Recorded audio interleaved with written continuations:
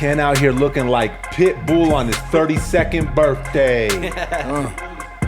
Pitbull in his prime, bro. You know what? You know why I fuck with Pitbull? I ain't even gonna like front. What's that? That video of him putting dude to sleep on the stage. He tried to hit him with that stack of cash. Homie got on stage with Pitbull and he had like a stack of cash and he like smacked Pitbull in the face with it. Pitbull put him to sleep. That's super disrespectful. Sleep, dude. That's crazy. Do not pass go. Do not collect $100. Damn. Pitbull from the 305 and let that motherfucker know he's still about the business. And that was when he was like starting to like pop off in the pop world. Really? You know? Because that first album of his was still a little street, right? He had that 305 anthem, you know what I'm saying? But then he started, you know, reaching that Lady Gaga. Mr. International. Yeah, Mr. International. I forgot about that. So Ken out here looking like Mr. International. Yeah. Huh, Ken? Like happy fucking birthday, my guy. Brother, yeah. 32 years old, 32 and thriving? 32. For some reason, you're getting younger and Jay's getting older. Jay's 85 up in this motherfucker. It's all about routine? Oh, yeah. That's how I know he's not 32. That's the statement of somebody that just turned 67 years old. Listen, boys, it's about routine, fellas. It's about routine. That's right. Larry June. Larry June keeps you young? Oh, we ain't going to start the pod there, Ken. No, we ain't going to start the pod there. You know what? I already forgot what episode it was, and I asked you 500 fucking times. You want me to tell you? 160, I remember, dog. 67? Is it 60? You're way off, dog. 157. 157. Damn. I was not way off. Frank That's knew it, close, dog. That's Just close. one number off. Yeah, see? Jay always just trying to throw One extra number. shit on there. That's One like 10 number. numbers off, That's actually, 10. dog. Whatever, dog. Whatever. You know what? Fuck it. You are now tuned in to Respect the Connect. I'm your humble, gracious, and highly favored, might forget the fucking number of the podcast host, Johnny motherfucking James, and I'm back with a few of my nearest and dearest. Jay obviously knows the number. Travis, missionary Jason is in the building. Who's cracking, Jason? Chilling, brother, chilling. Len Words is in the building. Yes, sir. What's poppin', Len Words? It's popping like Orville Redenbacher. Like Orville motherfucking Redenbacher. And as you guys can see, we are joined by a very special guest. My dog Frank is in the building. What's poppin', Frank? What up? What up? What up? What's up? We've been talking about this since the first day we set the pod up in here. Episode 157 makes a motherfucking noise, Jay. Oh. Jay fucked up. Play us fuck up too. It's a remix. Remix. Right. What's poppin', my brother? Man, I'm good, man. Trying to keep everything going, man. Trying to grow every day. Yes, man. I heard that. That's the name of the game, bro. That's right. I looked at it like I think when I hit 40, probably before that, but like at the end of the day where we are now, and it sounds cliche and cornball, but whatever the fuck, I've been listening to Drake, so I'm gonna get cornball.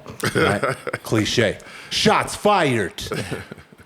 Really, your only competition, once you hit a certain position, your only competition really is the person you're looking at. That's right. It's all you, man. Yep. You know, nobody can motivate you but you know, and there's no excuses if you don't do it, you know. You can't cry to nobody else, so you got to get your game up and trying to get it doing, you know, do what you got to do for yourself, man, because, you know, at the end of the day, everybody's trying to take, they're not trying to give, you know, so. Dog. So word on the streets is Frank has the best chicken and waffles in the entire Southwest region. That's what they say. That's what I be hearing. You know what I mean? That's what I be hearing. That's what I heard. That's what I heard, right? And it got me thinking, how? Okay, no. Let's go back a little bit. When did you decide, you know what? I want to step into one of the hardest industries that exists up in this motherfucker. That's right. It seems like owning and operating a restaurant or a business that deals in food, that shit is hard. It's super hard, man. I definitely didn't know what I was asking for when I started. And it's constantly evolving to something every day, man. It's every day it's something different, and it's crazy. But the restaurant industry is super hard. We've been incredibly blessed to last 14 years in this industry with COVID and all these things. going up and down, and I have a great support system in my mom and my kids and my family members that have all helped us evolve and grow this business over the years. But we still going through it, and it really doesn't stop. But it was like, I started, I was looking for another job, something else to do, because, doing the 9 to 5, we spoke earlier, you try the hustling thing, you try to do something, that try to keep you on that status of what you thought your status was. But really, hard work is really where it's at. So, when I decided to do it, I just decided to do it because I was broke and it had to work. I started delivering out my sister's house. I'm living with my sister, so obviously I got to get out of my sister's house. And that was the only way to get out of there. Was something had to break. And a couple of, light bulb things happened where, chicken and waffles wasn't really popular out here yet. Yeah. And it was just coming, but I had been eating it for, probably 15 years before I even started. Being from LA and eating Roscoe's and different places like that. So I loved it already, but it wasn't here. So one restaurant got it out here, and I ran over there to try to get it, and I was like, and I'm not going to say their name, but, I was like, that's not it. You know what I mean? And then I had just lost my job, so I had like $150 left to my name, like literally, bro. And I took some buddies of mine that had a T-shirt shop. We went to L.A., so he wanted to get some T-shirts. We went downtown, and we did a quick turnaround. I told him, when we get to L.A., I'm going to take y'all to Roscoe's. They was like, what's Roscoe's? What's chicken and waffles? That's crazy. They talking shit, and I'm like, okay, just don't worry about it. You're going to love it. Of course, we get to Roscoe's. We're sitting in there, and we eating like $75 worth of food. And I'm looking around like, damn, it just look like it's about $400 or $500 in here right now. And I'm like, okay. So we get back on the road and coming back, and I tell them, I said, man, you know what? When we get back to Albuquerque, I'm going to start a chicken and waffles restaurant. And they was like, oh, okay, whatever. Nobody ever believes you when you say stuff like that. But it just, that light bulb just clicked at that time, man. And I came back, and I talked about it with my sister and my girl at the time, and we just started, man. And I started like the 2 days after my birthday, was after New Year's, and I just started a Facebook page. That was the first thing. And then I just started delivering to my friends, and then I would take their picture when I go to deliver to them. And you know how Facebook works. Every time somebody sees it, they be like, oh, where'd you get chicken and waffles from? Yep. So it just kept going and going like that until we started getting popping. And then we got on the news. And so when the news hit it, I think it was Channel 4, Shout out. KLB. And Shout out Channel 4. Yeah. And they looked out for us, and it was an anchor lady that was from Orange County, California, so she loved chicken and waffles. So she got ordered it. She ordered it for the whole crew, and then we did an interview at the same time. Funny thing about that is that I was on a probation violation, and I was in jail the morning I was supposed to do that. They come pick me up out of jail and bring my clothes with me. And I get dressed in the truck and change and go do the interview right out of jail. So, like, had I not got out of jail that day, that wouldn't even happen. Not gonna lie, that's some gangster shit. That's gangster. I'm not even gonna lie. That like my chicken and waffles business cracked off on the news the day I got out of jail. Literally, bro. Yeah, that's gangster. And dog. it was stupid because I was, they said I was, it was New Year's, so you would, of course we dabbled in drink, but you can't drink on probation either. So, they violated me. So you pissed dirty? Yeah, made me do 3 days, and I got out that Monday. I went in that Friday, got out that morning, and they were like, get dressed, you got an interview. This lady called this morning. It's right around the corner. We already got your clothes. I'm like, oh, okay. Well, I didn't even know what to do. Probably nervous as shit too. I didn't know what to think, so I was like, trying to process all this stuff in my mind, and I was like, okay, cool. And I was, never one to, I played, University of New Mexico basketball, with the Lobos, but I kind of downplayed it, over the years because I kind of didn't have a good experience with the coach, and I was kind of a little bit bitter, so I never really talked about it. But when that was the main reason why they really wanted to pick up the story, because they found out I was an ex-Lobo. Ex-Lobo. And so they were like, you better talk about it. That's gonna be your bread and butter. That's what's gonna make you more popular out here. And I said, yeah, I know, I guess. And so, they wrote some reels and stuff and talked about it a little bit and said, ex-Lobo selling chicken and waffles, blah, blah, blah. And then we started blowing up after that, and we did that for we did deliveries for 10 months, 11 months until we got a brick and mortar on San Mateo, and then we rode out with that one for 7 years. Damn, dog, that's... So you made all that happen out of the kitchen at your Out of the sister's kitchen, bro. apartment. I That's was fire. treating it like a hustle, though. I would get up at 2 or 3 in the morning, go to people's houses. They be in there doing lines of coke and There's your chicken and waffles, dog. 2 or 3 in the morning, but they want chicken and waffles. Yeah. You got $100. I'm coming out just like as if My dude, you hit the fucking nail on the head, dog.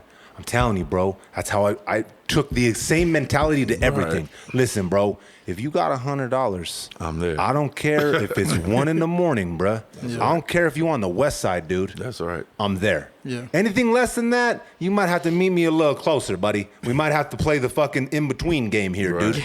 But $100 will get my ass up out of bed That's and right. move. Bro, that's all the people I know that have been super successful with grinding it out have that same exact mentality. Yeah. And 9 times out of 10, we came from hustling in the streets, Yeah. bro. All the people I've met that are higher up in this corporate ladder, right? Not saying all of them, but a lot of them, they were handed this shit. It was inherited. I didn't inherit shit but hustle. I inherited that. And I've taken it into every single endeavor, right? And I could tell the moment he was like, yeah, you know what I'm saying? We got on Facebook. I took their pic. That's hustler mentality, right? Because they're like, damn, where the fuck you get them chicken and waffles? There ain't chicken and waffles in New Mexico. What the fuck? And the people that know from California, right? They're like, damn, we got some in New Mexico now? Yeah. Shit, and I could order this shit on deliver it? Facebook. Yeah. Right. He's gonna deliver it. Run it. It's 3 in the morning. We just got out the Yeah. club. I'm Everything's fucking closed. yacked out. Yep. This dripping.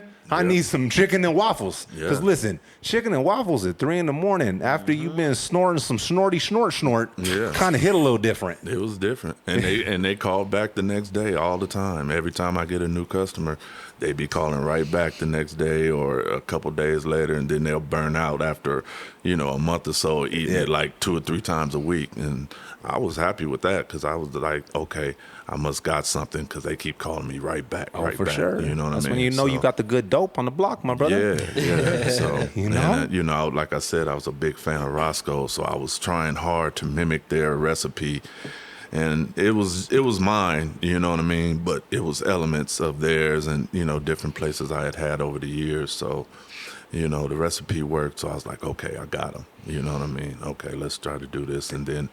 Like I said, we did that for 10 months, man, straight every day. I didn't take no days off. You know what I mean? That's a hustle right there. But that's But it had one to work. hand over fist. Yeah, it had to work. I had $150. That's all I had. You know what I mean? So it had to work. I had a car bill. I had to get out my sister's house, all these things, you know what I mean? And, people started to see that it was, how I was grinding. And my cousin, he gave me my first seed money. He gave me like 10 G's, to open up our first restaurant. And my mom came and helped us out. And, that was the start of it, man. And, shout out to my cousin Rick, man, because he put that first 10,000. He almost didn't make it here to give me the 10,000 too, which was funny. He came into some money.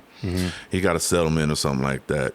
He goes to Jamaica and tries to take the weed from Jamaica on the plane. Bro. The day he's supposed to come back and give us this money, he gets detained by the Jamaican police department. Damn, bro. And We got he's better held. weed here. Bro, I said, bro, are you you're older than me, bro. Don't do that. You know what I mean? Come on, man. You can smoke all you want out there. Just don't try to take bring it on it the back. plane. And they, I guess it wasn't a whole lot. It was, maybe a pound or so. And they held him for a little while, and then he came the day later. But we were like sitting there waiting, sweating. I'm sitting there crying like, oh man, the day he's supposed to come, he just do some stupid shit like that, man. But it worked out. You know what I mean? Everything worked out, and we were able to open up, and it was pretty good. We opened up. Actually, our anniversary's coming up Labor Day. Yeah. So we opened up on Labor Day, and I was scared about that because I was like, it's a holiday. Are people really going to come out? But I guess the little buzz that we had a good first day. So it gave me some hope, and it helped us keep going. That's the shit. And I'm thinking to myself as you're talking, that's why y'all survived COVID.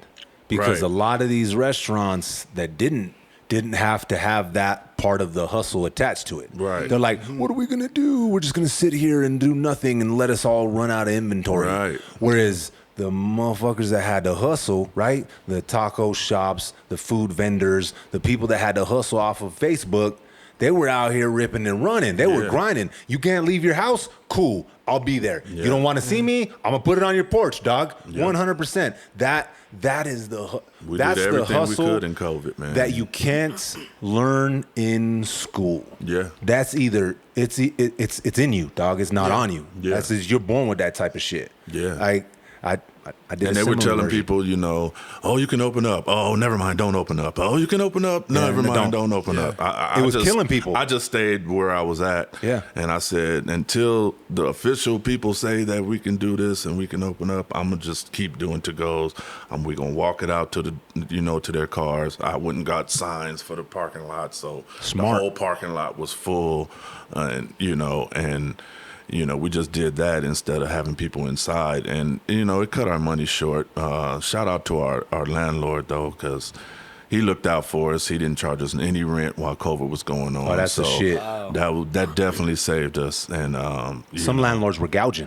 Oh, man. Oh, yeah. I mean, I was watching everybody around us just get picked off and be gone. crazy. All these restaurants was gone. I'm sitting around. I'm going back and forth to the store every day, and it's like a ghost town outside. Nobody's driving around.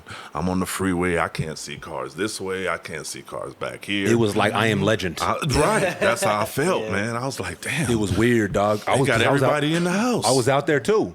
Bro, the moment I knew this shit was different was when I went to Coronado. I went to the mall, right? So they had the mall. The mall was like open, but the entire food court was completely shut down. Yeah. Dude, it was me and like a 85-year-old lady walking around the mall with a mask on.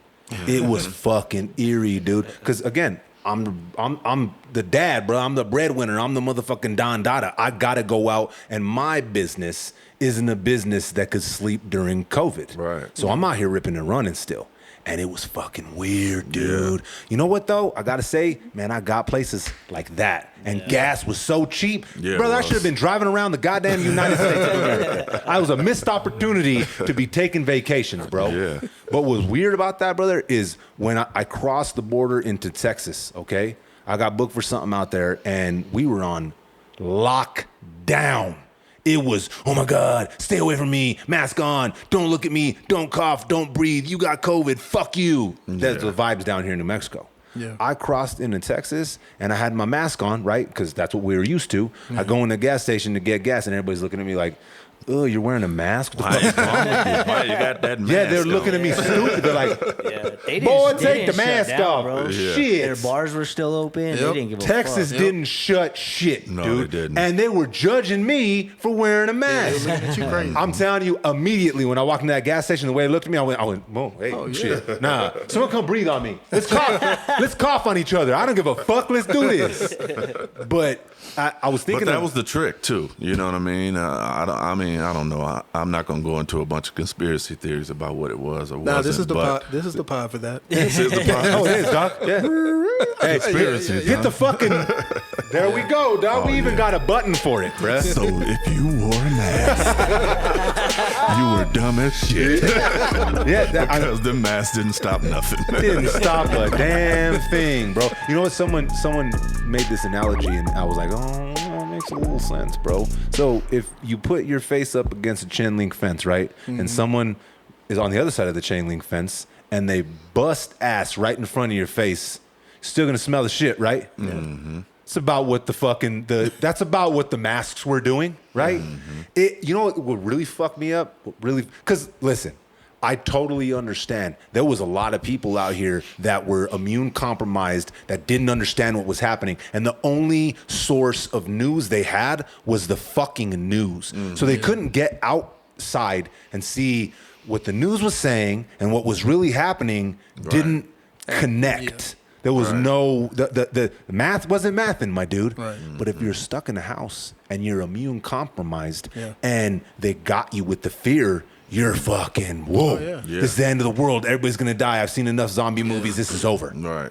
But when you're out there, you're like, what the fuck are they talking about? Hey, this is nice. The sun's up, birds chirping, no fucking traffic. But what really fucked me up was when you pull up to a stoplight and you could tell the person in the car didn't want to look at you. Like you had COVID just pulling up to them, right? They got COVID car. But you look over and they'd have all the windows up and a mask on. And a mask on. And they're alone. And they're by alone. themselves, Yeah, that was so weird too. I'd sit there like just judging them. Like, what are you doing, dude? What are you you gonna get COVID from your fucking car? What the fuck is happening here, buddy? I don't know what people were thinking. I don't know what they were thinking. Now, I understand if say okay, you're going from one place to another, okay? And some people were kind of like nervous about touching their face, right? So I could understand if like, okay, I got to go from this place and this place is like 2 minutes away. I'm gonna hop in the car, leave the mask on, don't have to take it in. I understand that. No, these motherfuckers were cruising with a mask on. Listening to Janis Joplin. They had to tell me to put my mask on every time. I was like very anti-mask. I'd hold it on my ear and shit. Yeah. Wouldn't put it on my face until the last second and all that. But, you know, they scared old people first, and that's what got it, you know. So every old person, even my mom and my stepdad, they were like, you know, it was Christmas time and we had to do a drive-by Christmas. And, yeah, you remember that shit? And I'm like, why? This is so dumb. Like, why are we doing this? Like, I don't understand. But we can go to your house and sit in your house and do it any other time. That's but fucking weird, dude. Right now, we can't do it. But we're outside, you know, exchanging gifts in the driveway and go home. You know, that was like, man, this shit is dumb. This shit is dumb. I seen another person. These are the two moments in COVID where I went, man, y'all are just fucked, dude. This chick. So we pull up, and like I said, I was the one that was out and about. So I knew I was gonna get COVID first because I was the one that was still ripping and running. Right. Yeah. I probably took a good 2 months to just sit. I'm still moving a little bit, but like, and I had my kids outside. We were in the sun. I wasn't listening to anything that the fucking news was saying about just lock all the doors and shut the fucking blinds and watch fucking horror movies and freak out even more. I was like, we got to go for a walk. Y'all get outside, go in the backyard. And there was nobody around. So it was kind of dope. But I went, it was the first time I went to get Dion's. Dion's had reopened, but they were doing only curbside or delivery or not delivery, curbside or drive-through. Yeah. So I get there and I get a curbside order and I get my pizza and this other lady gets her pizza. Okay. So we're both walking out at the same time. I could tell she's scared. She didn't want to stand by me. Right. So she gets out to her car and she puts her pizza on the hood of her car. Right. I'm like, the sun, maybe she wants to kill germs.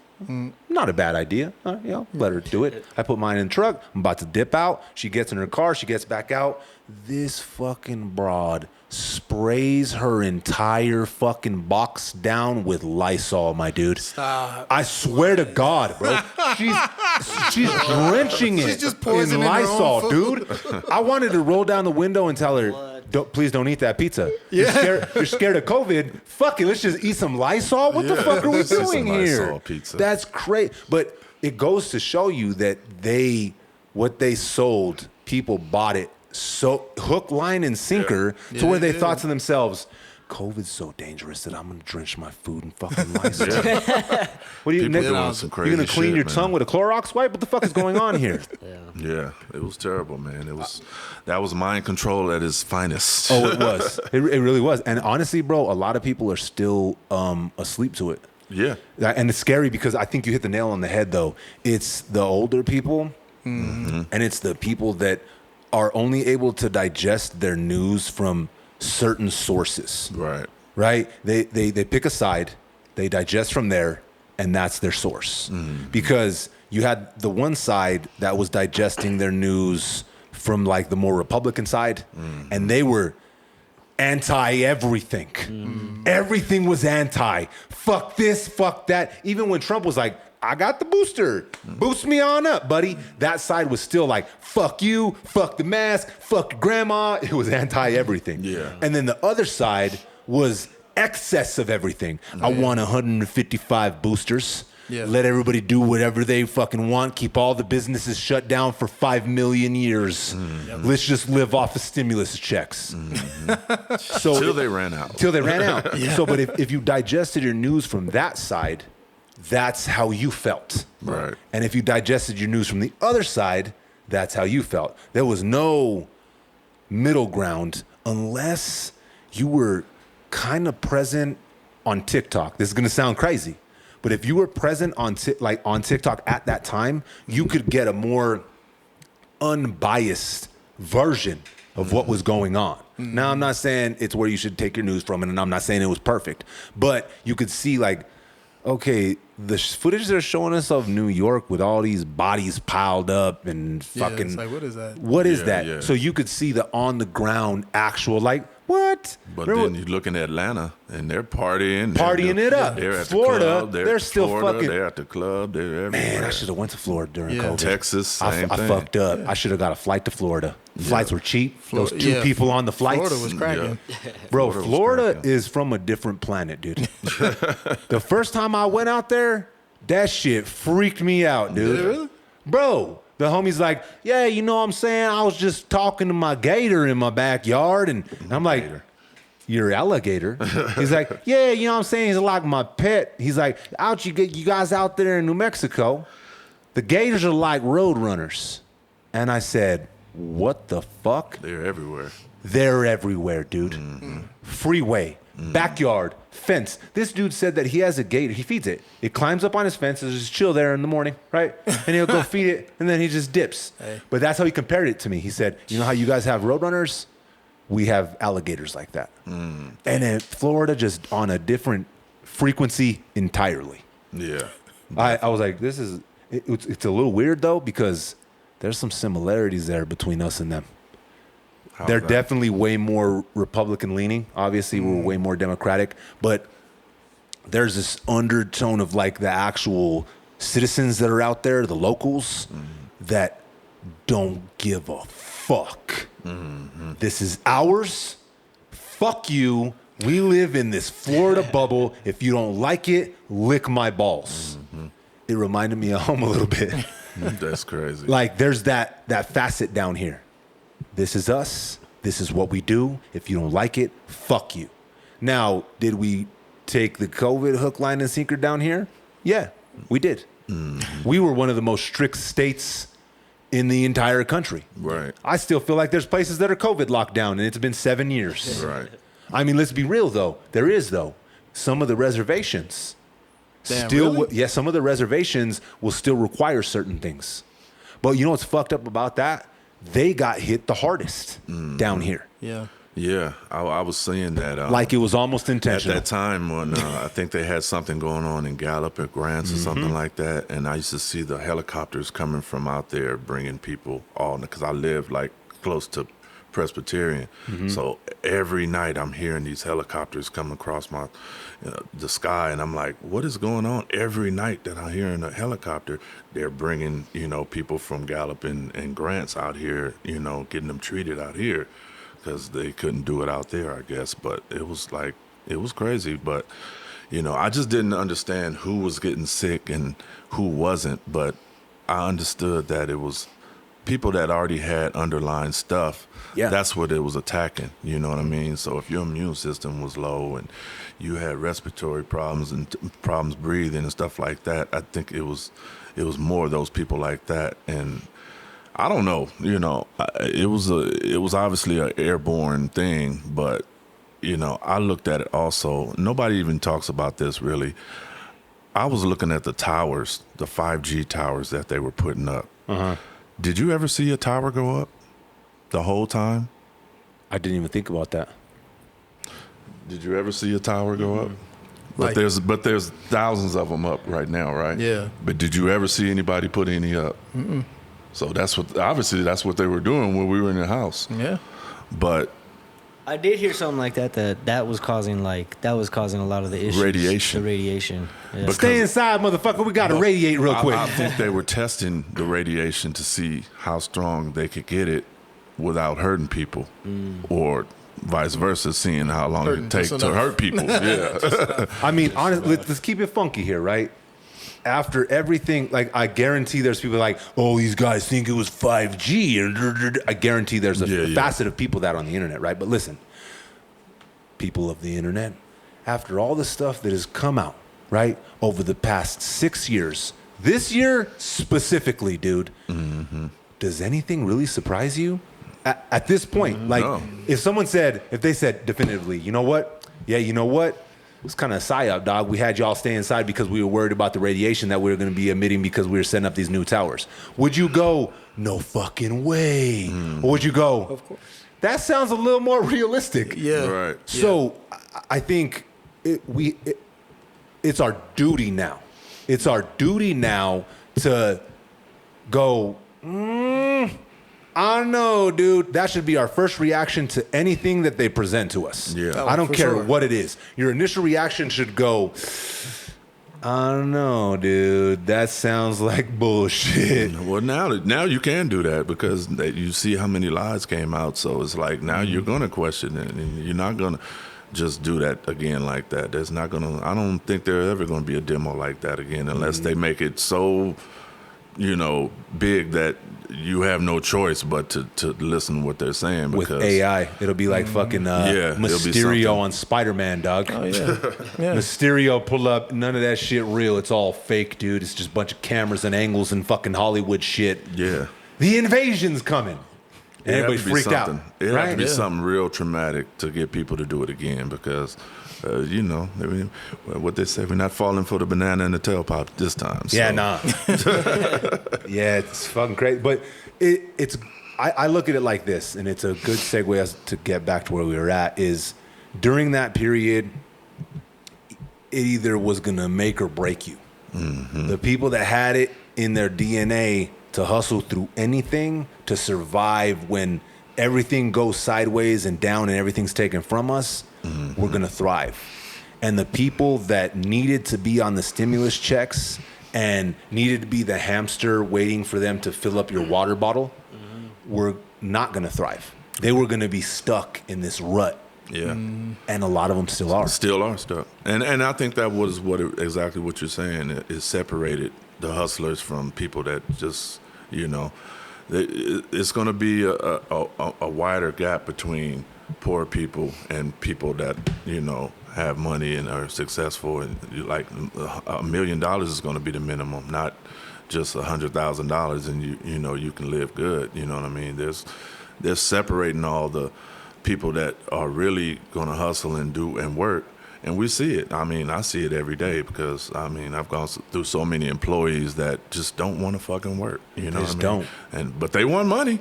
Yeah. And 100%. They're calling the shit out of me on payday. That's But- why everybody wants to be influencers. Everybody wants Bitcoin. Right. Everybody thinks they can stream. Everybody wants to do the bare minimum Right.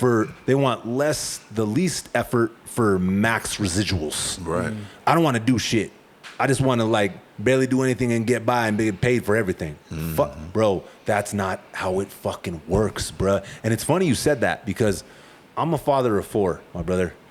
100,000, that ain't even a full year, dude. No, that ain't even a full That year. ain't even a full year of survival, bruh. That's just food. That's just food, dude. That's the Dion's order, bruh. Yeah. I remember thinking, though, especially when I was in the streets hustling, right? I remember thinking, man, if I had $1 million, I'd be straight.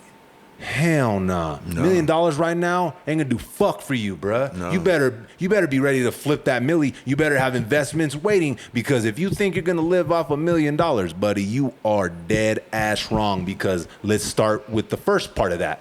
That $1 million ain't $1 million, dude. That is a $500,000. So don't even think you got $1 million because you don't. Right. You ain't got $1 million. Shut the fuck up. You're a $500,000. What do you mean? I mean, you better put that in your savings account because he about to come knocking at the door, dude. Hey, you got my 500,000? Wow. I need my 500,000. Wow. Oh, you ain't got it? Okay, cool. You about to sit your ass down, and I'm gonna take it. I'm gonna take the rest. What's your assets? Oh, it's a nice little house you bought yourself here, buddy. Yep. You better have my 500. You better have my 500,000 out, or that house is mine. The biggest gangsters in the world. They just and they just flex it. The I, the aura, and the S. Yeah, you know, they took out Al Capone, my dude. Yeah. If they could take out arguably the gangsterest gangster of all fucking time with tax evasion, Todd, what makes you think that you're gonna get away with this here, buddy? Todd. Sorry, Todd. Sorry, dude. So, but like, they've moved. The goalposts have moved, right? Yeah. The water has risen, so the boats have to rise up. If you think, again, I go back to, and we were talking off camera about the days of hustling, right? Mm-hmm. Like, I remember when I got up to my first zip, right? I had about $100, and I had a homie that was like, yo, look, I'm gonna give you 10 for $100, right? And they were big old gobstoppers, Mentos, the fresh makers. Mm-hmm. So I was able to take them 10 for $100, chop them bitches down, and I ended up having like 20 for $100. Mm-hmm. So I flipped that $100 quick. I was like, oh, all right, buddy. Went back for another $100 real fast, and I kept that shit to the side. Same deal. Boom. I worked myself up fast up into a zipper. And then when I realized once I got to that zipper, this is business 101, bro. Listen, weed through the fucking drug talk because this is real shit. This is how business is conducted. Once I got up to the zipper and I realized how cheaper it was, right, and how much more I got for that initial investment, I sat down and I went, ooh, I'm about to take over the game. Y'all are fucked. Y'all are fucked. And I was a fucking 15-year-old little mocoso idiot. But I learned business fast. Yeah. And I remember thinking to myself, I'm like, oh man, if I touch $1 million, I'm good. $1 million? Although $1 million untaxable, that's a little different. Yeah. It's a little, I mean, but that's what you're always chasing. You know what I mean? You always say that. Every hustler says, I'm trying to get that number. You know, you got a number in your head and you're looking for it until you get it or you get caught up, you know? So it's always usually the latter, you know what I mean? Or, you know, something like that. you don't see old drug dealers, my dude. But that's what happened to me. When I was going to get my biggest payday, that's when I got caught up, you know what I mean? And then it's... that greed, boy, it messes with your mind, you know what I mean, until you start making decisions and choices that is not good for you, and that's when it happens. It fucks with you. You know what's weird too? Like, yeah, I hustled my ass off, and like I had to work to get there, but that work versus like work is mad different. Like I told you off camera. Like I remember when I made my first 3,000, right? Profit in my pocket before lunchtime. And all my homies were in school. I was home playing the motherfucking GameCube, right? Smoking weed, and I made $3,000. That's more money than my motherfucking mom and my dad were bringing into the house in a month. Yeah. And you wanted me to get up and go learn science? You wanted me to go study Christopher Columbus? Yeah. Buddy, you're smoking crack, because I ain't going to do that. And that got ingrained. And then the money became, I didn't care. I was like, shit, we'll go blow $5,000 right now because I'm going to make fucking $5 in another hour. So money didn't matter. I went from, I really needed this money because I need to pay the bills and I need to survive and I got a son on the way, to shit, fuck yeah. Good. Get all the All-Subs burritos, dog. Let's do it. I'm going to spend all the money on everything. Right. You're laughing, dog, but that's what I was funny, doing. though. It's Yeah, fast money. Yeah, You me know, and my that's how you girl, think. bro, we'd pull up. I'd be like, get it all. Yeah, I was the Walmart baller. Yeah. And once you know, I started making decisions that were fucked. It started weighing on my soul, bro. It started weighing on my conscience. It started just weighing me down. Yeah. There was this darkness that just was pulling me down, and I could feel it. I was paranoid. I was making stupid decisions. I was more violent. I was lashing out. I was doing all this dumb shit. And when I was able to stop, and walk away like 90% of our homies didn't get to. Right. I remember the first week, it was weird. Like I couldn't get used to it. Like I was anxious like a motherfucker. I was so like anxious. You had your routine already, and you were like, I was so anxious and panicked. Like I'm like, what am I Like there was this underlying anxiety that was there that I didn't realize was there always, because it was there for an actual reason. Like I had it in my hands. I was conducting that business, and when that business stopped, it was just the anxiety that I was left to deal with and my decisions. Right. And then I was broke. I was broke in like a month, nothing to show for it. Caddy was gone. Everything was gone. I was living in a low-income apartments, and I was just like, what the that was a blur. I lived a life from 15 to 22 that was just a blur, and now funny stories. Right. All gone. Nothing invested, nothing saved, no watches, no jewelry, no cars. But they don't teach you that dates. stuff. You know what I mean? They don't teach you about investment. It's fast money. So just as fast as you get it, fast you spend it. You know, you're not thinking about. But I mean, I don't know. Like I said, I started a little later on when I was hustling. So I tried to do some things and tried to invest and try to make a business. But what I tell people all the time is that I probably try to start about 4 or 5 businesses, and they never work because every time I'd have a problem with this regular business, like for instance, I had an ice cream truck. One day, the generator was off and the ice cream melted, so I got $250 worth of ice cream just gone. Fuck. I didn't go, oh shit, let me go hurry up and try to fix this. I was like, fuck this ice cream. Why am I worried about $250 when I can go? I'm finna go get $2,000 right now. With quickness. Without even blinking about it. So every business I tried to start never worked because I was hustling and I didn't need it to be broke. I needed to be broke to do it. Yep. And that's why the restaurant worked, because I only had $150 now. You had to flip it. I didn't have no hustle. I didn't have no other plan, no other money. So this had to work. When I had, all this money from hustling, I didn't care, if something happened, if I go get a job and somebody made me mad, I just quit. I'm like, I don't need this. I got money. I'm just in here to learn, I was the worst worker ever. I was the same shit. You want me to wash those dishes? Right. Ugh. Hell no. But actually, for what? that helped me. $5 an hour? I wouldn't worked in a restaurant to get, I think that's probably when I started to think about trying to get a restaurant. I said, I need experience looking and working in a restaurant. So I went and worked at the Downs in the restaurant in there. And I did it for like maybe about 5-6 months. But like I said, as soon as somebody made me mad, one of the managers or something, she was talking shit to me. And I was like, I don't need this. You know what I mean? So. But you were so used to working for your. See, that's the dynamic you have to learn through reps and learning it. Because when you're so used to working for yourself, right? Because you are an entrepreneur. I didn't have to answer to nobody but myself. And then you have to go and answer to somebody for way less money, dude. That is like it feels degrading. Like it feels, and they actually do degrade you though, because they talk down to you a lot of times like that. And I was so not like, that's why I never was able to go back to.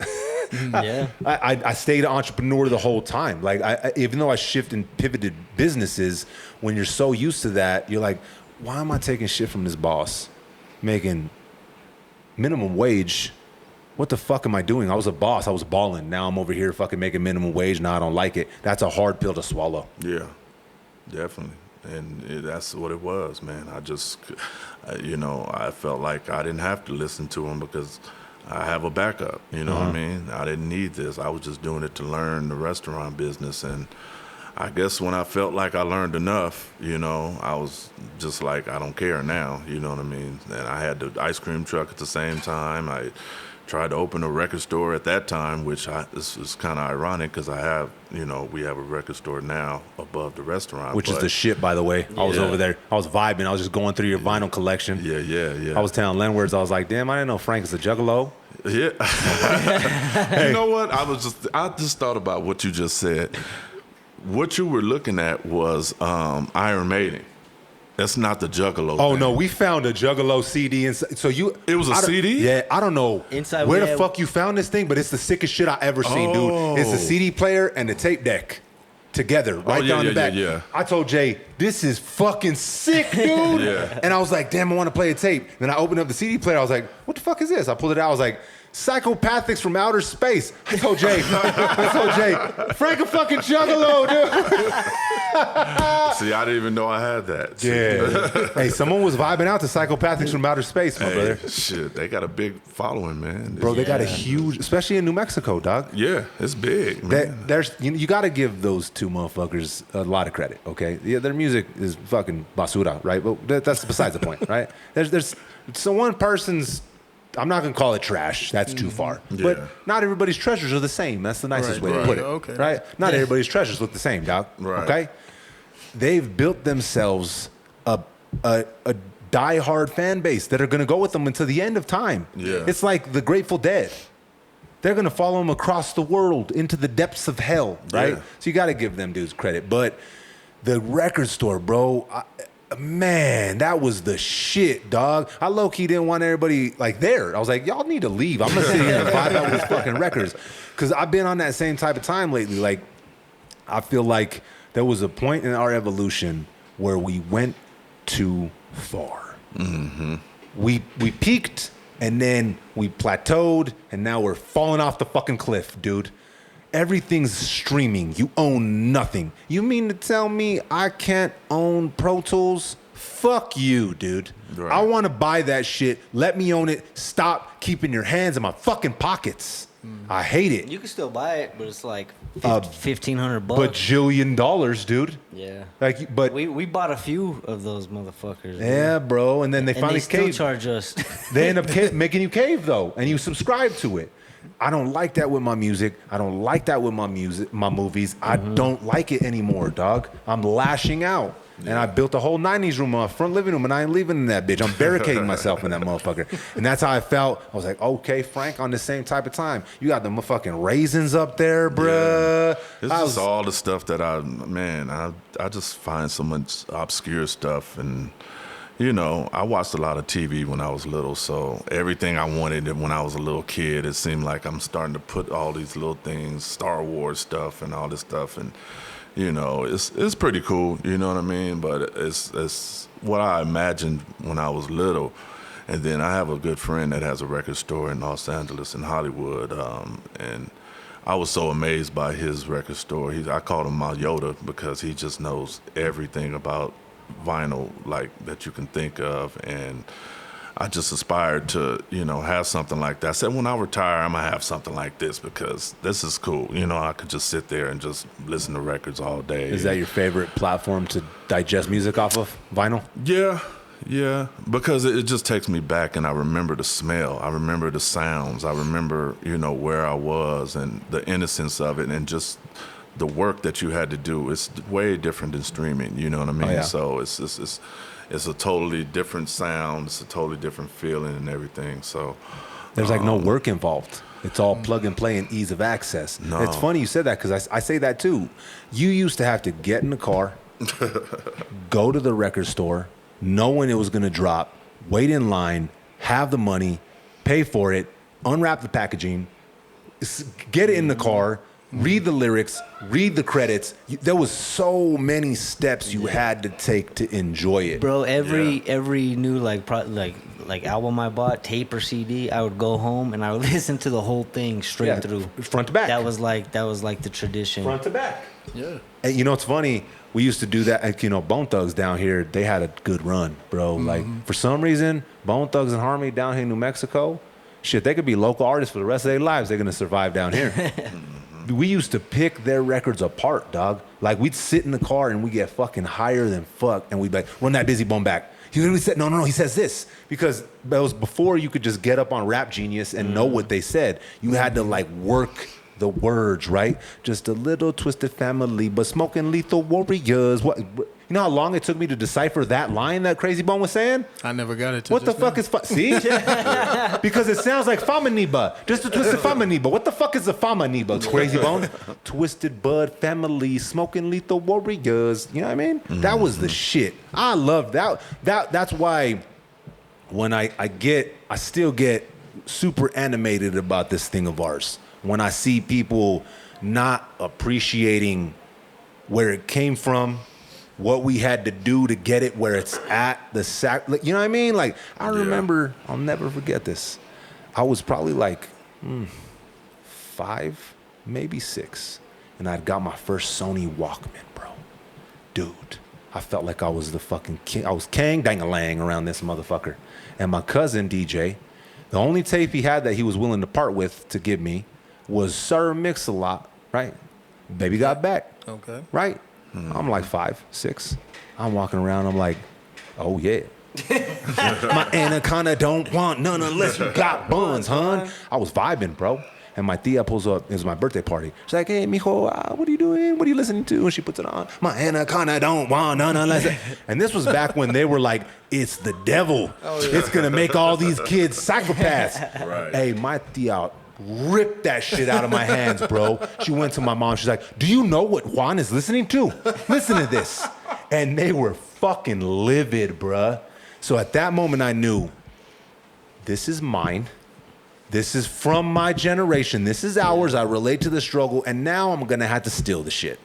They ain't going to buy it from me. Right. So I'm going to have to pull up to Kmart and steal every album that I want. If I want it, I'm going to have to hide it, and I'm going to have to steal it. That was work, my dude, okay? Right. Just in case you didn't know. It took a lot to do that.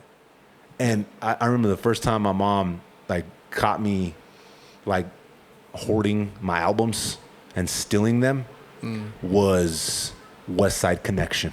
Yeah. She found the West Side Connection album. And she's like, who bought you this? I'm like, oh, I bought it the other day. She's like, with what money? I'm like, oh, I've been saving. You don't have $16. I didn't have $16. But that West Side Connection album, dog. And that one was pretty, for that time, that one was pretty grimy, bro. Yeah, they were on Demon Time on that album, bro. Yeah, they killed it with that, man. Damn, dog. That was a classic right there, I think, bro. Bro, the world is mine. Get back. Don't fuck with my stack. My gauge is racked. About to drop the bomb. I'm the motherfucking Don. Big fish in a small pond. Yeah. Now the feds want to throw they book at the crook, but I shook they worm and they hook. Come on, dude. Man. That's like my favorite Ice Cube verse of all time. And I just saw Dub C and Ice Cube talk. Well, it was more Dub C, and then Mac 10 came and did another show, and they, you know, because they broke up. And Mac 10 hasn't really talked to Cube. And him and Cube still beefing, huh? But Dub C got on stage recently. I think it was like a couple weeks ago, and I ain't got nothing against Mac 10. I got love for Mac 10. I got love for Ice Cube. I wish them brothers well, and I love them brothers. Blah blah blah blah blah. And then Mac 10 came on. I ain't got no beef with Ice Cube. I ain't got time to be doing no 25-year-old beef. I'm happy with everybody. So I'm, you know, I was glad to see that, you know, they finally came together. I mean, you know, I'd love to have another West Side Connection. You're almost album, 60. You can't keep the beef going this long. You can't be doing that. Yeah, bro, man. West Side Connection was such a time that they had everybody thinking they were from the West Side. Everybody. Yeah. Everybody was throwing W's out the window. Yeah. Motherfucker, you're from the north side of Espanola, what the fuck are you talking about, dude? Yeah. West Side. But everybody. I was in 7th grade throwing dubs at my teacher. Fuck but you know what's funny about that, too? That story is really not accurate because Ice Cube even took that from somebody else. He took it. Have you ever heard of Cam? He was from Watts. No. He had, what was the song he had? I can't think of the name of the song, but he was on Boys in the Hood soundtrack. He was one of Cube's artists. And the W really stands for Watts. And he took it from Cam and, you know, the whole Watts Up thing, and he just took it and turned into West Side Connection. and it kind of made a rift between him and Cam, and they never really reconnected after that either, because he kind of ruined his career and kind of put his career on the side too. And it was, it was this big thing. But yeah, the W really stands for Watts. That's crazy. You know what I gotta give California and the whole West Side part of the hip hop game is, even through all the violence and through all the shit, it seems like they were able to stay together as a unit more than the East Coast. Once 50 came in and dismantled everybody and everything, it feels like everybody just went to their respective corners and stayed there. Yeah. The West Coast, which is, I'm not saying New York's not violent, but the gang violence in Cali compared to New York is not the same conversation.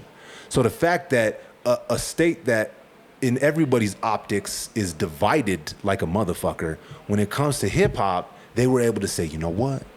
Come on.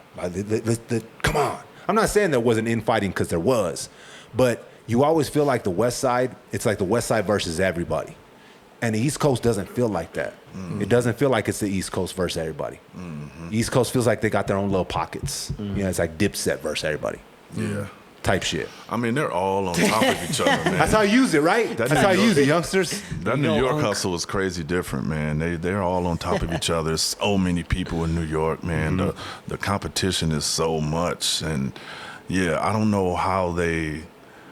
I mean, I just think it was the time, the N.W.A. thing happened, and it just spawned all these different artists all on top of that afterwards.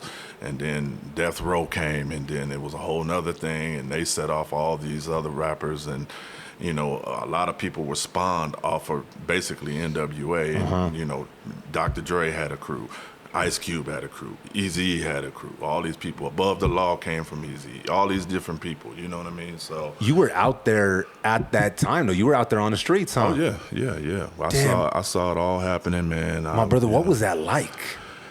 It was dangerous in the city at the time in the '90s. So it was like living in a crazy prison. Like, you didn't want to come out the house, man, because you didn't know when you somebody was going to start to get shooting, in the streets. So it was like, it was crazy, man. And even though we did keep it together in the rap game, guys used to have to bring straps to the studio because you never knew who was going to show up. And then, Death Row tried to put it together with the Bloods and the Crips in the same building, and it really didn't work. You know what I mean? He tried to make it work, but, he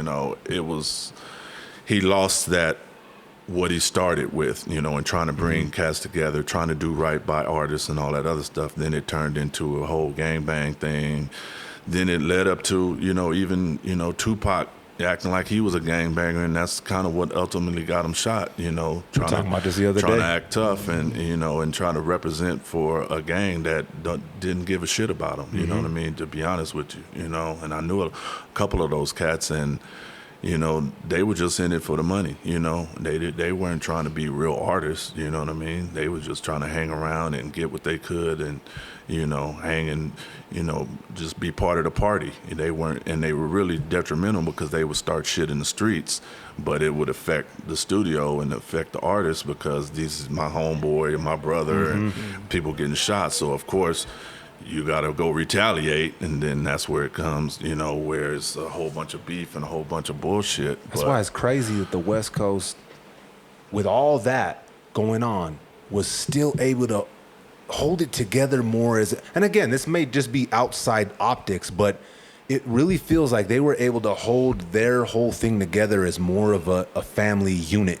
Like, we ride with each other. You come fuck around over here, fuck around and find out, no matter what. Yeah. Right? But and the East Coast, it doesn't feel like that to me with the East Coast. Well, that's when the South took over too. That's you got a point. And they took over, and they never let it go. Hell, they ain't going to. And they're not going to. Yeah, they still have it to this day. But that was their come up because of the, like I said, the gangbanging shit always messed everything up. People wanted to go to studios way far because they knew you weren't going to drive way out there to go do no trouble, because you out of bounds where you at. So it fucked up the vibe that could exist within. Yeah, a lot of people didn't work with each other, just because of that. And, on the outside, like you said, it looked like we were all together, but we really weren't. You know what I mean? Because it's always that homeboy, and oh, he killed my homeboy. I know where he from, and then no, we can't have that dude. And you're listening to this dude who ain't got shit to do with the music industry, but he's adamantly saying that he can't be around him or he gonna start some shit. So there's a fuckload of music that we didn't get just because of those politics. Shitload, man. Damn, yeah, Shitload. so I mean that's why it seemed like Kendrick's run, this past run that he had, really felt personal for the West Coast. That felt like it was the whole coast saying, all right. And then when he was able to do the pop out and everybody pulled up and Dre was out, and like that's why that seemed like such a tangible moment for the culture. Yeah.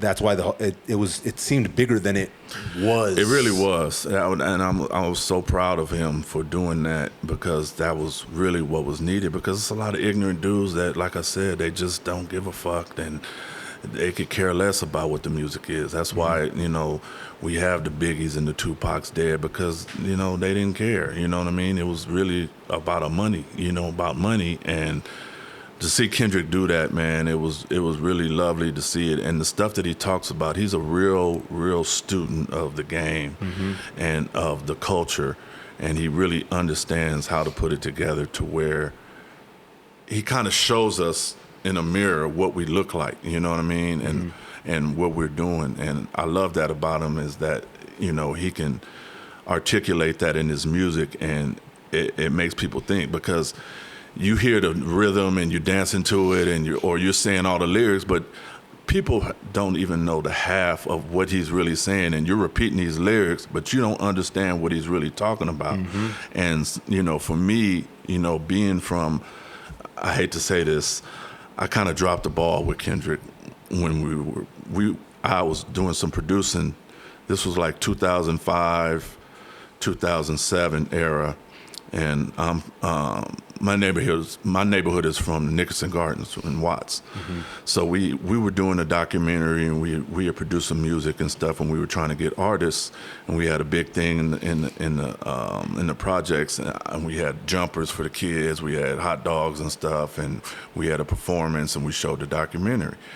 Well, this is around the time when Top Dog had first got J-Rock, but they were with Warner Brother Records. So we got a bunch of kids out there, freestyling against each other, and Kendrick happened to be one of those guys in the crowd. But we're taping it, with a camcorder, everybody that's there. We get back out here, because I'm living out here still, and that was kind of what messed us up too, is that we weren't in California doing this. And I'm looking at the tape, and I'm like, that dude is the shit right there. That's who we need.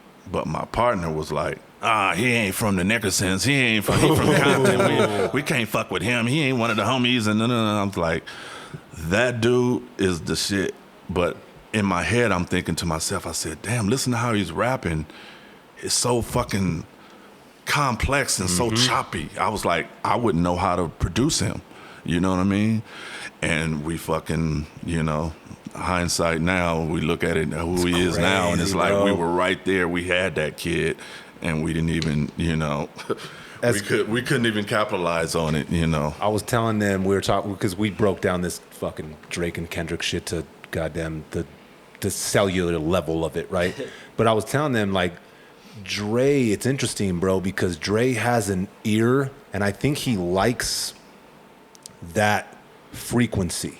He likes how Kendrick sounds, and he likes how Marshall sounds. Because Eminem and Kendrick, they sit in this frequency that's like different, bro. Their vocal, and not just the frequency, but the way they deliver the rhymes is this. It really, I would say niche, really specific way of doing it that not very many people can. And Dre seems to thrive in that frequency.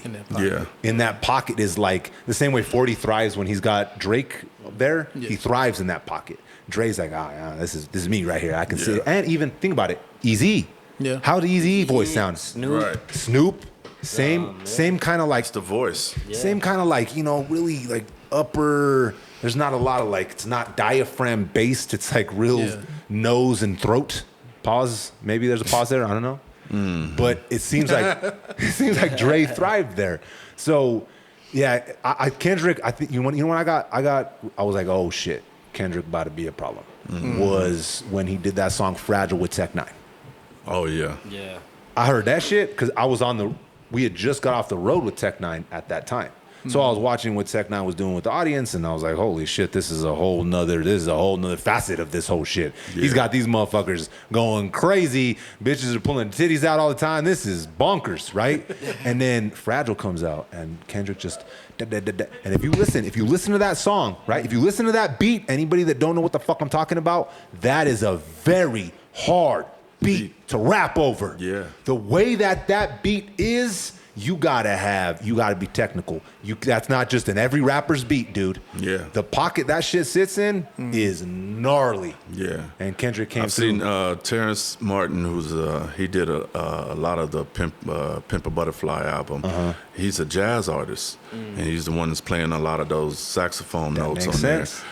But he said it perfectly. He said Kendrick is like a jazz artist. He's like a Miles Davis. He's like the way he approaches a song is different than regular rappers, and his cadence is always different, and he's looking for the tone. He's looking for how to say it, differently. It's similar to Eminem, like you said, you know what I mean? But that was the best explanation that I've heard about him, is that he's almost like a jazz player, that he hears stuff that other people don't hear, you know what I mean? And he's gonna rap on stuff that other people wouldn't normally rap on. He finds a weird pocket, and he could live in there. And it's weird because Marshall's the same way. They're able to find pockets inside of pockets that you're like, what the fuck? Where's it? And they never fall off beat, right?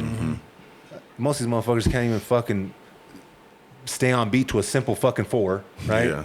Fall off instantaneously. Silk the Shocker vibes.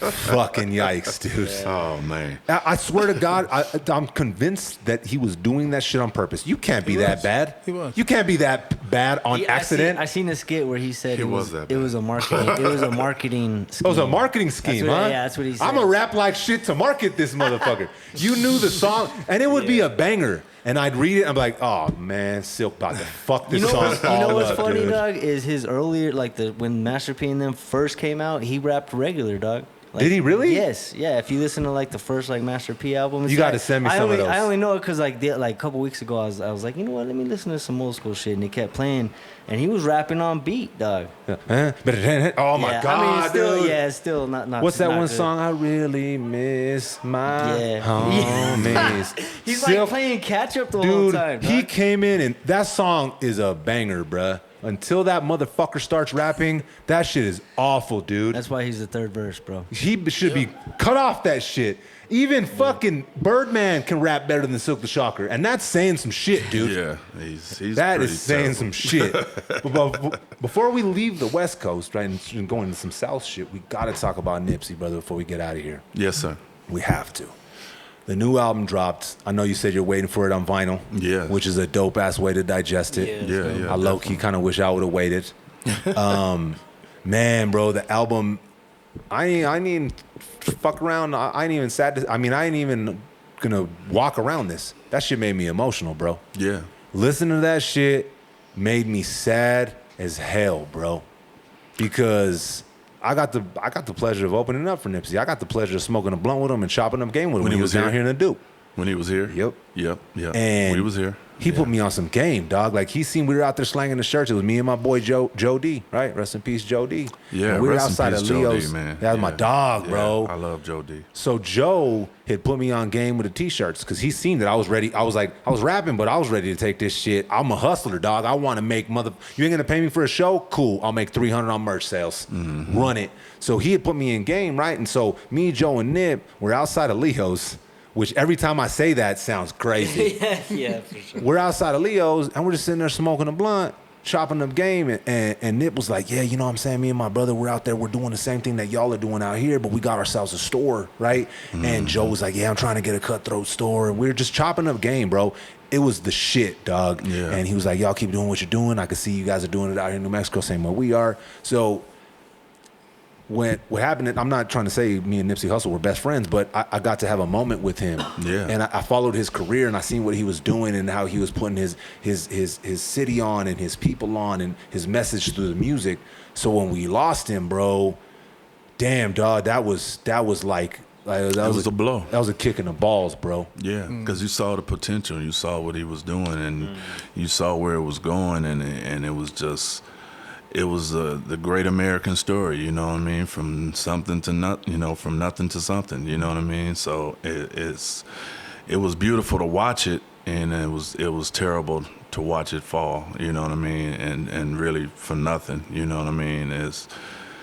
And then here we go with the conspiracies again of why it happened, and who's this guy, and why did he shoot him, and all these things. The documentary he was filming, all the stuff. Yeah. Oh, yeah. So and then now connect to the things with Diddy, what Diddy was popping. Like, well, because Diddy was a part of Victory Lap. I mean, the album. The album, yeah. Yeah.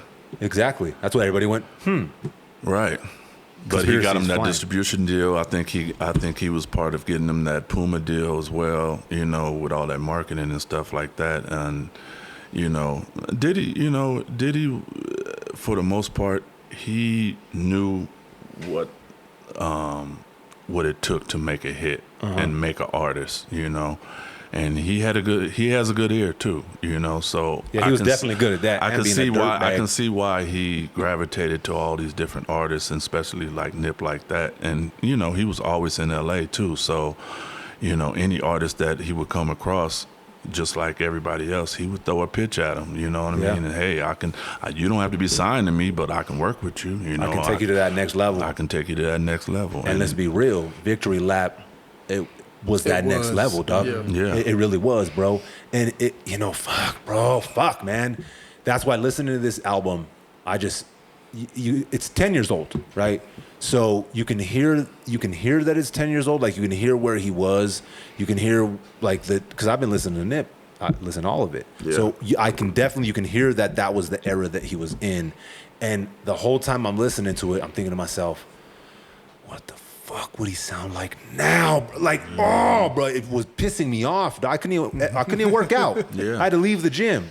I listened to the album and I wanted to like just enjoy it, but I couldn't because I was getting pissed. I was getting pissed. The same way like I got pissed when, you know, same shit with XXXTentacion, right? The youngsters, all the Dom's whole era of people, like, that motherfucker had some shit to say, bro. You liked him? Yeah, same thing with Juice WRLD, right? Yeah. These dudes, and we always talk about who's gonna be the guy from this generation and they don't have nobody to follow. It's because they overdosed and were gone, dude. The guys that were gonna be the next ones to take the torch, the Juice WRLDs, the X, the ones that were gonna take it from Aubrey Graham and go.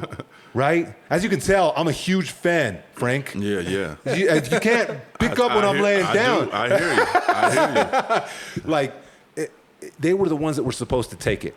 Right. And they couldn't because they didn't get to make it. And I feel the same way with Nipsey. It really pisses me off because, again, he would have been another one to run with the torch. And the way he would have ran with the torch. What would the rap game be like if Tupac would have lived? Oh, completely different. Who would have came up and who wouldn't? They You always say think Jay-Z would still be as big as he is? that's what everybody says. That's the first thing. My personal opinion, I don't think so. No.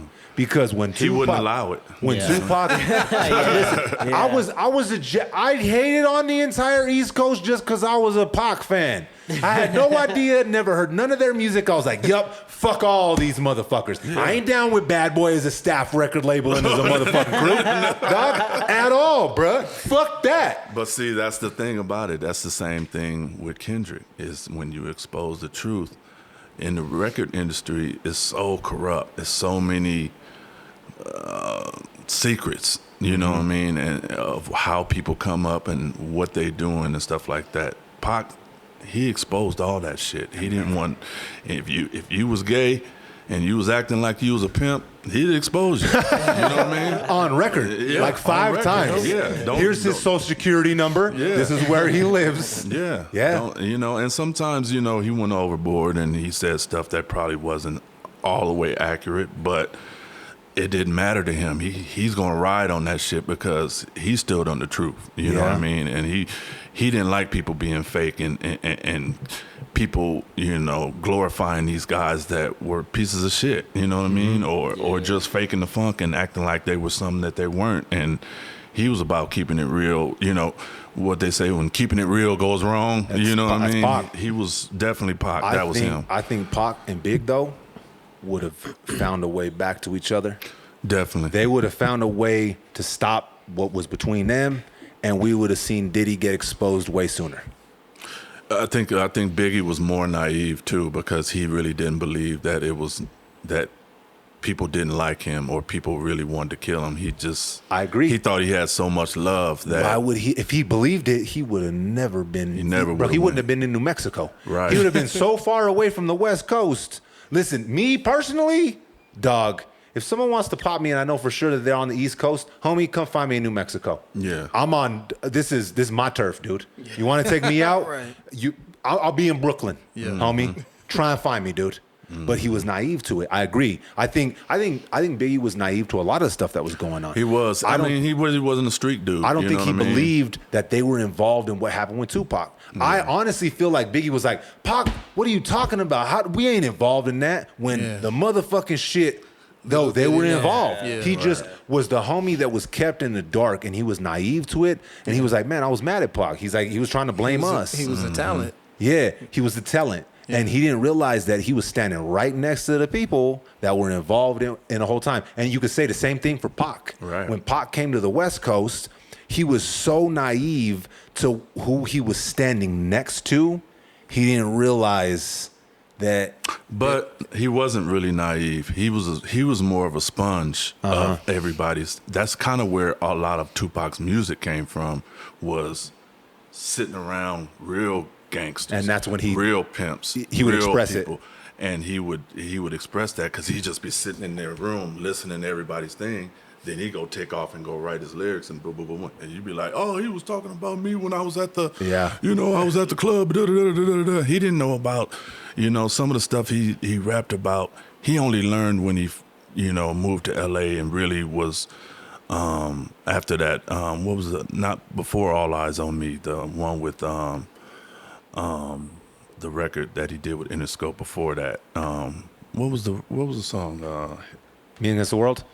Yeah, Me Against the World. That's my favorite Pac album. Yeah, so That and Machiavelli. he hung around with a lot of gangsters and a lot of dudes, real street dudes, and he just soaked up all that game. That's when it shifted. You could hear it. Yeah, and he started believing he was that person too. Isn't that around the time when like he was doing Juice, when he was playing? Oh yeah, when he was playing the crazy all ass of that, characters. bro. Yeah, so all it's of like, that. all that's just When you- in his head. when it you went think to his about head, it, right? When you think about it, he even says it. He says it though. He's not running from that fact. In the Yeah. interview, he says, I'm not saying I'm living the thug life, baby. I'm hopeless. When I say that, the way I say it, I connect to the kid that's living that, and he feels like he has a voice for him. Right. So I think Pac would be on another. I've told Landlords this before. I don't think he'd be rapping that much. I think he'd have a couple Oscars. He'd Yeah. definitely have more records. But Yeah. now, like right now, say Pac was, how would he be in his 60s? 50s. He'd probably be doing what like He'd be in 50, his what 50's 50s. doing Yeah. right now. Like Mid-50s. Pac would have a couple Oscars. He'd be on Broadway. You think so? On Broadway? That'd be crazy He to doing see. fences or some shit. Can you imagine Tupac on Broadway? But he was a chameleon like that. Yeah, you he know could. what I mean? If anybody could do He had it, so he many layers was. to himself. He was. I agree with you. But I mean, he was almost, bro. He might have been a better actor than he was a fucking rapper, and Yeah. that's crazy to say. His acting was but in really good. No, you know what his best movie is? Fucking Gridlocked. Mm. When he's a junkie, dude. That movie is a banger, bruh. Mm-hmm. They're trying to get clean the whole day. They think that she's about to die because she OD'd, and him and homie are just running around like, how do we get clean? That movie's the shit, dude. Mm-hmm. That one in Gang Related. Yeah. That's where you could see his like Juice. That's cool, but I'm not saying that's his greatest performance, dog. He goes a little above and beyond there, above the rim too. Like, a little more sauce the on rim, there. yeah. But he put his all into that, and he did. really turned into that character, and that's what he turned into as a rapper too. He never left. and he never left that because he saw how much everybody loved that the way he was, and sometimes when you feel like people fear you, you get drunk on that too. You know what I mean? Even though that's not you. You know, look, I was looking at the Michael movie last night, and I was saying, look at Michael talking about, I'm bad, I'm tough, I'm tough. He really wanted to be tough, but he just, you know, he had to do it in a musical sense, but he really wasn't tough, you know what I mean? But he wanted to be that because, you know, the tough guys, they get all the girls, they get all the attention, you know, even though it's not good attention, people pay attention to that. And Pac was the same way. He was so many different people, you know what I mean? He can be, you know, talking about, you know, Brenda's got a baby, and then I get around, you know what I mean? First you're talking about how, you know, great women are, then you're saying how many times I done fucked, how many bitches I done fucked, you know what I mean? It's so many. He was a walking contradiction, basically. And I think, honestly, you know what I think about, that's what makes him the GOAT, if not arguably one of the GOATs. Right. Is he lived in that contradiction, because let's face it, fellas, we're all fucking walking contradictions, right? Depends on what day you find us. Sometimes I'm the activist, and sometimes I get around, dude. Right?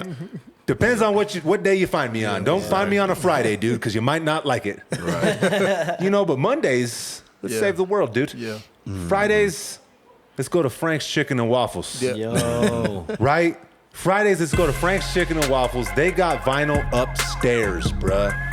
Frank, my brother, I don't know why the fuck we waited this long to do this episode, but we need to run it back ASAP, my brother. Let's do it. I appreciate everything you've done for the city. I appreciate everything you've done for the culture. And I look forward to seeing you keep your foot on these motherfuckers' necks out here and show them how to hustle. Absolutely. Properly. Absolutely. My dude. As we do. None but love. None but love, brother. I'll see you soon. Yes, sir. Thank you. Until next time, respect the connect. Peace. It's thicker than that.